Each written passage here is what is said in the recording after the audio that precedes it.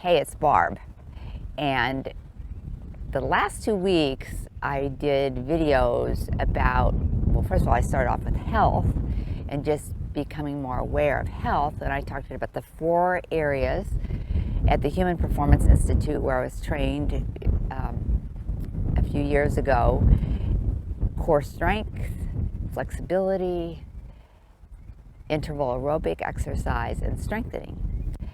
And last week, I took you on a little walk, which was really fun, to show you interval aerobic. And today I just want to talk a little bit about your seat and your core, and then I'm going to show you one exercise.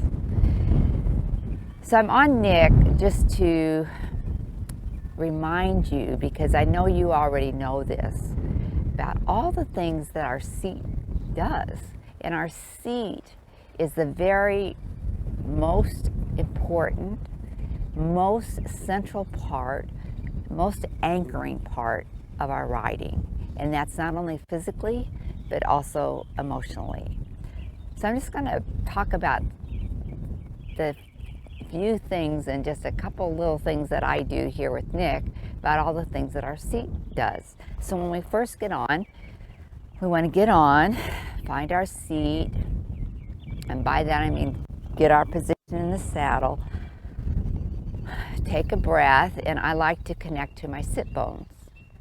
And then as I ride around, I'm going to just feel Nick moving underneath me. Nothing huge. I mean, I'm just grounding myself and feeling him move my sit bones.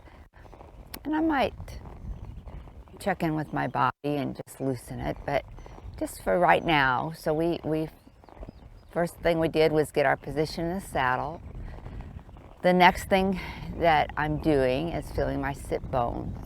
And by the way, when I contract my abs, which is core strength, part of core strength, I can feel my sit bones better. And then when I breathe into my central part of my body, I can get like a softness in my back, but yet have great posture.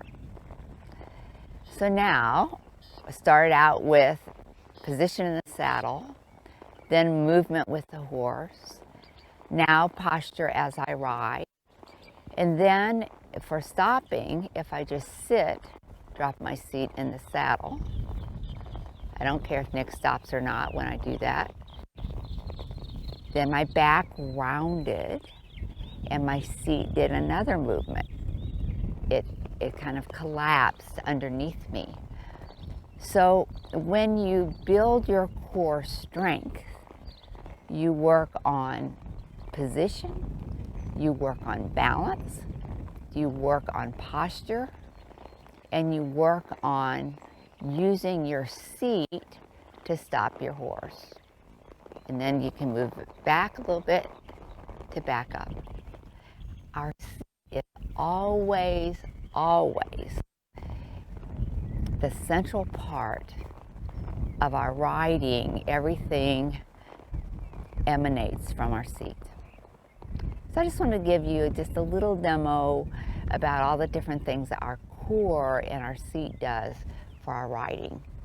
So now in just a second, I'm going to be inside and I'm going to show you that one exercise. I do more than this, but I just wanted to show you one that's easy to do in the barn. I'm going to do it with my boots and spurs, and it's one of my faves because it hits so many things. See you there.